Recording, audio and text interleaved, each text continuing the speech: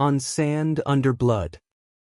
Where the Nile snakes through the desert like a sacred thread between worlds, there was a dynasty that believed that the blood of the gods should never be diluted. It was not just a notion, but a sacred command, carved into every temple stone, every bone buried in the cold limestone of a tomb. In ancient Egypt, marriage was not just a union between two people.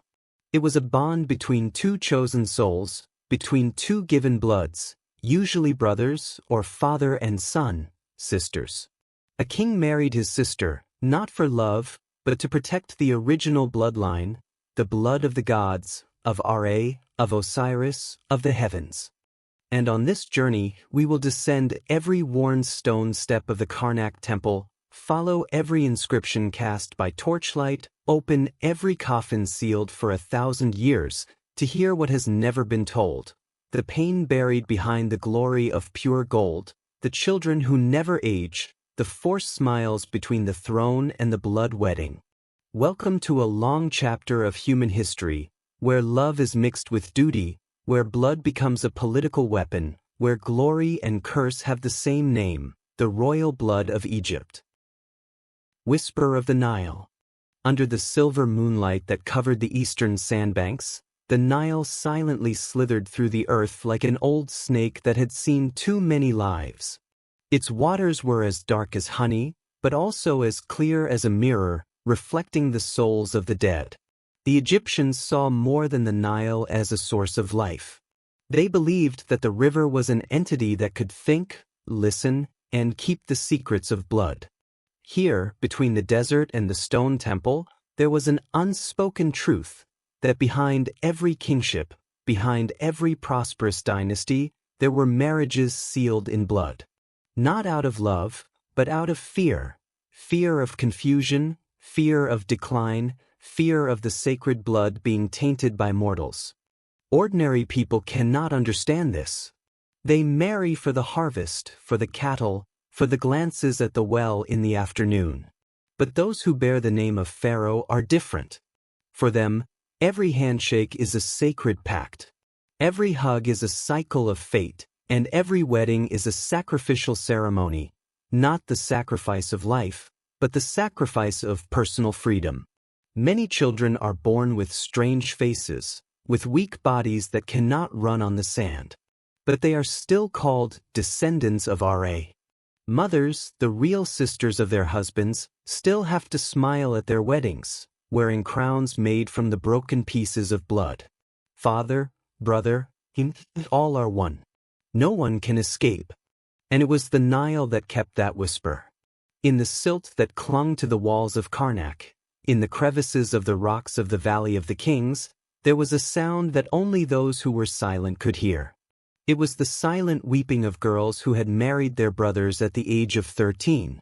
It was the footsteps of children born of the same blood, but never reached adulthood. It was the forced laughter of queens who were sisters, wives, and stepmothers. Egypt was more than pyramids and gold. It was a kingdom built on silent vows, where the purity of blood was more important than life itself. And like every curse whispered by the river, it waited for someone brave enough to repeat it. The storyteller had arrived. The story had begun.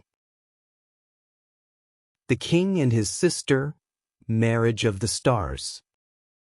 Before the pyramids, before the first stones were laid at Giza, the Egyptians had a couple they believed to be the perfect symbols of divine love, Osiris and Isis.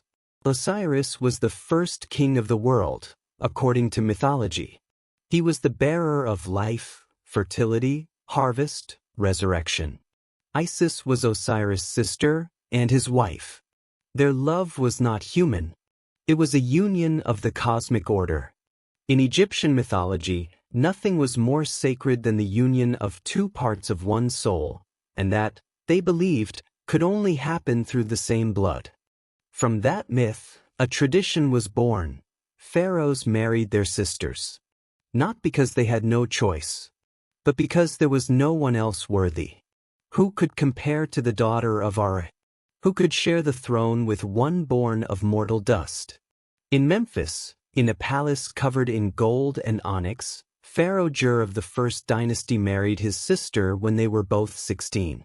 Since then, more than 30 kings have performed this ritual as an irreversible sacrament. They did not need the approval of the people. They needed the blessing of the stars, of the gods, of Osiris and Isis. The Egyptians built their entire system of government on this idea. If the king was a god, then his wife had to be a goddess. And that goddess could only be a blood relative, usually a sister, sometimes an older sister, and even, later, a daughter.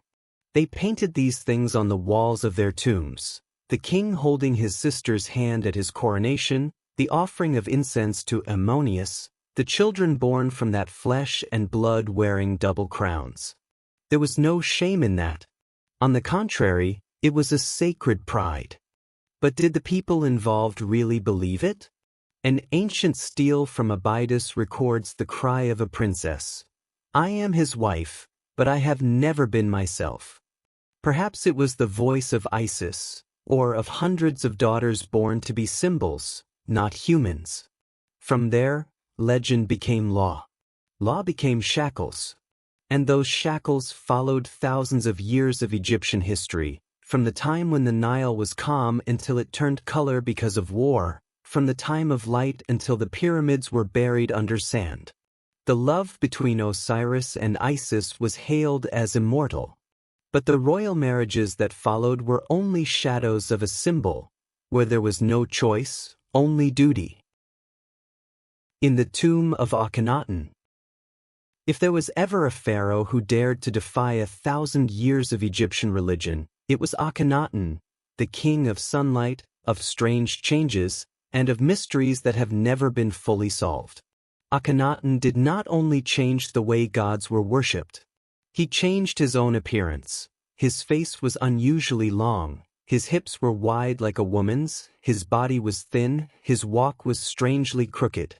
Many thought it was a disease. But the more dreamy believed he was a god, or at least, trying to become one in flesh and blood. And to become a god, Akhenaten also continued the tradition. He married his sister. His queen, Hia, or perhaps Nabita, was his own. The scattered records from the Karnak temple, from Tel El Amarna, from the broken stones in the sand, all point to one thing, that Akhenaten's blood did not leave the family. His most famous son was Tutankhamun, the product of a close marriage, perhaps between Akhenaten and a sister or two.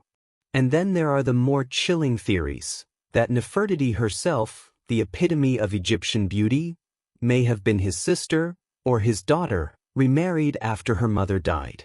There is no hard evidence, but no one dares to deny anything in this land, where tombs tell the truth and history lies. Akhenaten's tomb at Amarna was unlike any other. It was abandoned, ruined, and without reverence. The people hated him, because he dared to say that Ammonius was a lie, because he dared to erase the names of the ancient gods, because he dared to love his sister openly. For them, Akhenaten was no god. He was a deviation, a shadow hidden in the sun. And here, in the crumbling stone of the tomb, were found the chiseled carvings, the queen's hand grasping the king's, but the face had been scratched away. Was it an image of a cursed blood relationship? Akhenaten wanted to create a new world, but it carried with it the old rules: blood, glory, and an obsession with purity. That world collapsed quickly, like his strange body, part male, part female, part human, part god, both great and terrible. And like all mysteries in Egypt, Akhenaten did not die. He simply disappeared. And the questions remained buried in the stone, in the dust, in the blood. Lonely beauty in the golden night. She was the epitome of immortal beauty. Her long, graceful neck, her lips curved like a newly opened lotus bud, her eyes filled with the pride and defiance of those who knew they were born to be worshipped. But Nefertiti was more than a face. She was a mystery, a legend, a woman whose identity history could not determine. Akhenaten's wife. Maybe his sister. Maybe his daughter from a previous marriage. Maybe both. No ancient text confirms this. But in the silence of thousands of years, the shadow of Nefertiti has always been accompanied by suspicion that she was not only a queen, but also the continuation of a bloodline protected by silent marriages. She bore Akhenaten's 6 daughters. No sons. No clear heirs. And it was this void that created a wave of suspicion. Had Nefertiti married her own son to continue the bloodline? Was she Tutankhamun's stepmother, and then his wife? These theories still hover between the stone temple walls like the shadow of a half-burned torch. During Akhenaten's reign, she appeared beside him in all the ceremonies of the Aten, the sun god whom the king worshipped blindly. She was carved as large as the king, and her name was placed on stone tablets on par with the supreme being. No queen, except Hatshepsut, had ever had such power. But then she disappeared. No record of her death. No complete tomb. No evidence that she had ever died. Only the bust remains, a masterpiece of Egyptian art, her eyes missing a single jade stone, as if she is still watching history, waiting for someone to touch the missing piece of truth. Some say she was murdered. Some say she withdrew when she realized she could no longer control the king. Some believe she lived on under another name, perhaps as the female king Neferneferutin, ruling Egypt in the shadow of Akhenaten. But in any case, Nefertiti's life is a testament to the tragedy of women born into royal families, where beauty is a weapon, a throne, and also a chain. Where love is no longer a choice, but a destiny of flesh and blood. Under the moonlight pouring down on Amarna, people still whisper about her, the beautiful woman lost among the stone tablets, among the deserted paths, searching for her name that history has cut out. Tutankhamun and the Curse of Flesh and Blood. When the name Tutankhamun comes up, people think of the golden mask, the curse, the mummy opened in the age of cameras and science. But few remember that the boy wore the Egyptian crown at the age of 9, a child born of mixed bloodlines. Tutankhamun was the son of Akhenaten. His mother? No one knows for sure. But all the archaeological evidence points to one thing: she was his father's blood sister or half-sister. Not because of love, but because of the unwritten rule, to keep the royal bloodline unmixed. And the price of that purity was immediately evident on the body of the little king. Tutankhamun had a scoliosis.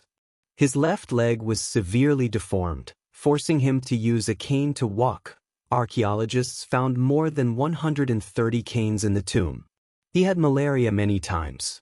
His knees were gangrenous. His skull showed strange lesions. It was unclear whether they were caused by accident, illness, or assassination. He had no children. His wife, Ikkesenemen, was either his own sister or his half-sister. His 2 daughters were stillborn and were buried with their father in a small coffin. Egypt had a king who was a deformed child, married his younger brother, and died at the age of 18. Tutankhamun's death ushered in an era of chaos. The royal bloodline was cut short. The divine lineage, protected by centuries of inbreeding, had finally extinguished itself. And then, more than 3,000 years later, archaeologists discovered his mummy. When the coffin lid was opened, a series of disasters struck. Tomb seekers died unnatural deaths, reports of chaos arose, and the curse began to spread. But perhaps the real curse lay not in the pyramids. It lay in the veins of the little king, where 2 identical bloodlines met, creating a body that could not bear the weight of the throne. Horemheb and the denial of the old blood. When Tutankhamun died, the throne was left without a successor of divine blood. The Sun dynasty, full of interracial marriages and mixed bloodlines, burned itself out like a torch in a fierce wind. And then came Horemheb, not from the royal family, but from the ranks of the military. He had no blood of the gods. He did not marry his sister. He did not wear a golden crown from birth. But he brought with him what Egypt had long forgotten: order, discipline, and the determination of a man unbound by legend. When Horemheb ascended the throne, the first thing he did was not to build temples, not to marry princesses, but to erase all traces of his previous reign. Akhenaten's name was chiseled from every stone. Nefertiti's statue was pulled down and buried in the sand. Tutankhamun's tomb was abandoned, as if he had never existed. Horemheb wanted to start over. And to do that, he needed to cut the bloodline that had dragged on from generation to generation. He refused to marry his own blood. He chose a wife from the common people, not from the royal blood. For Horemheb, power was no longer in blood, it was in action. He enacted laws against corruption. He reorganized the judiciary. He executed the remaining priests of the Aten dynasty. And he somehow transformed himself from an obscure general into the supreme pharaoh, who did not need the blood of a god to make history. But he also had no children, no successor. He died of old age, leaving the throne to his successor, Ramesses I, who ushered in a completely new dynasty. The old bloodlines were buried, not just in the ground, but in will. Interracial marriages were considered a relic to be forgotten. But Egypt remembered. The tombs remained. The stone statues told stories. Horemheb could not erase history.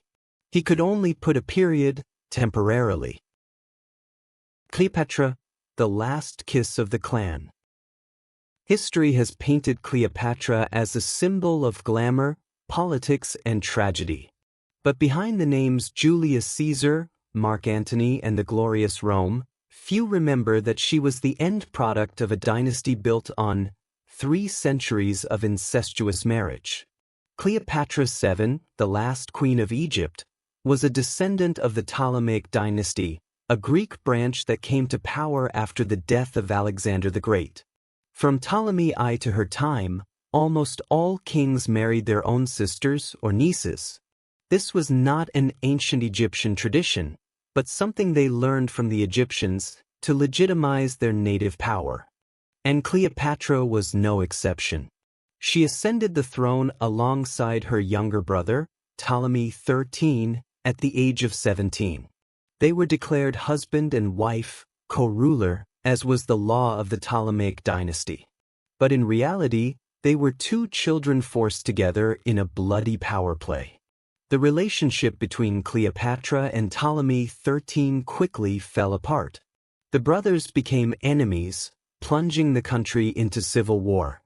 Eventually, Ptolemy drowned in the Nile, and Cleopatra married another brother, Ptolemy XIV, who was only about 12 at the time. Another blood marriage, another ritual repeated from generation to generation. But Cleopatra did not stop there. She crossed the limits of her bloodline to seek a greater power, Rome. She bore a child with Julius Caesar, a child of mixed blood, Egyptian and imperial. Then 3 children with Mark Antony. Among them, their twins also married each other. Once again, the curse continued to spread from her blood to the blood of her children. Cleopatra loved power or was forced to love power. In her world, to survive, she could not be a woman, but a goddess of love and politics. And finally, when Rome moved in, when Octavian tightened his grip on Alexandria, she chose to end up like her Egyptian ancestors, to die with honor rather than live in disgrace. Cleopatra committed suicide. The asp left its mark on her skin. The last kiss, not for her lover, but for her own clan, for the blood that had been shed too much in the name of the gods. She was the descendant of dozens of generations of incestuous marriages. The last shadow, the dying breath. And with her death, Egypt ended. No more pharaohs, no more temples, no more blood marriages. Only Abite remained. The child who never grows up, the children of interracial marriage. Not every child born in the palace was greeted with music and cheers. Some never opened their eyes. Others, for a few short days, were wrapped in linen and laid forever beside the throne without ever learning their names. Ancient Egypt celebrated the purity of blood. But few would dare to say that this purity made life terrifyingly fragile. The incestuous marriages between brothers, fathers and daughters, aunts and nephews, idealized by the figures of Osiris and Isis, left invisible consequences for the royal family: congenital malformations, immune deficiencies, poor brain development, infant mortality rates many times higher than those of commoners. In royal tombs, dozens of small stone coffins, as small as chests, containing the mummified remains of infants were found. They were unnamed. There were no titles. There were no statues. They were known only by archaeological codes, such as KV62B or TT320C. The bodies were small, bent, with enlarged skulls, deformed limbs, and curved spines. It was once thought to be a curse. But when science entered the tomb, the truth was revealed. Those children were victims of cruel genetics, where two identical bloodlines met, giving birth to bodies that were not strong enough to support life. Some queens had been pregnant 8 or 10 times, but none of the children survived. Their mummies showed signs of cesarean sections, uterine infections, and even ancient abortions, something that was not allowed by medicine at the time. But no one stopped. Because to stop would mean accepting that the divine bloodline could be weak. And that was unacceptable in Egypt, where a drop of divine blood was considered more valuable than the lives of thousands of ordinary people. Those children were not remembered by name, but they were witnesses to the truth that the kings, the queens, the great pharaohs had traded the future generations just to keep a false tradition. In the ground, they lay still, not crying, not complaining, not saying anything. Only archaeologists, thousands of years later, listened to that silence and understood that there were sacred things that were just a cover for a tragedy that had never been spoken of. Love or duty, where there is no return. In the surviving stone reliefs, the king and queen are often depicted exchanging lotus flowers, offering gifts to the gods, and walking hand in hand into eternity. They are like the ideal couple, loving, harmonious, and united in all rituals. But stone does not feel pain, and reliefs cannot tell the truth.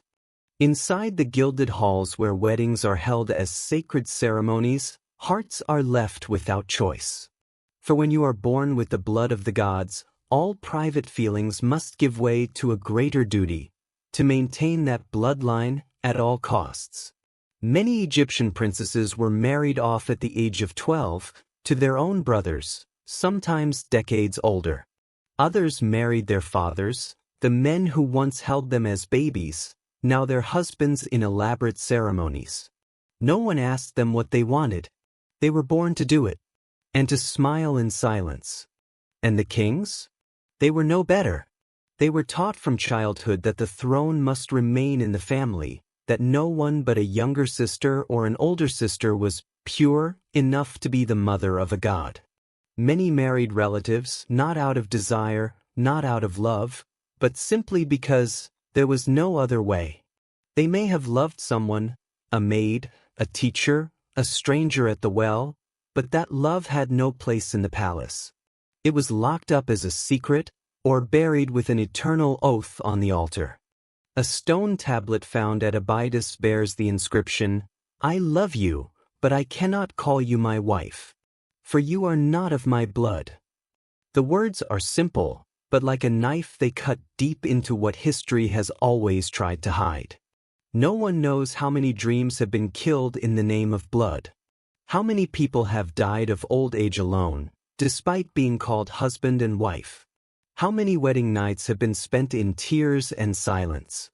And when the tomb was closed, no one asked who the person in the coffin had loved. The glory and tragedy of a bloodline.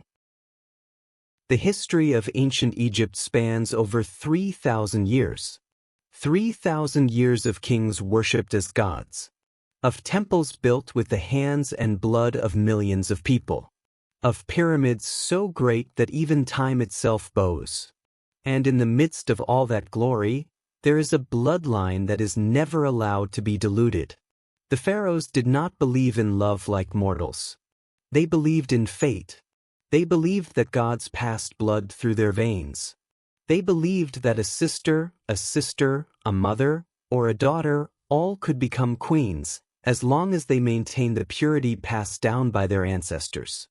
From Osiris and Isis, the first pair of brothers in myth, to Akhenaten and his daughters, to Cleopatra and her brothers, Egyptian history is written with marriages that today would be considered taboo. But back then they were not taboos. They were rituals. They were a way of life. They were obligations. They were inevitable.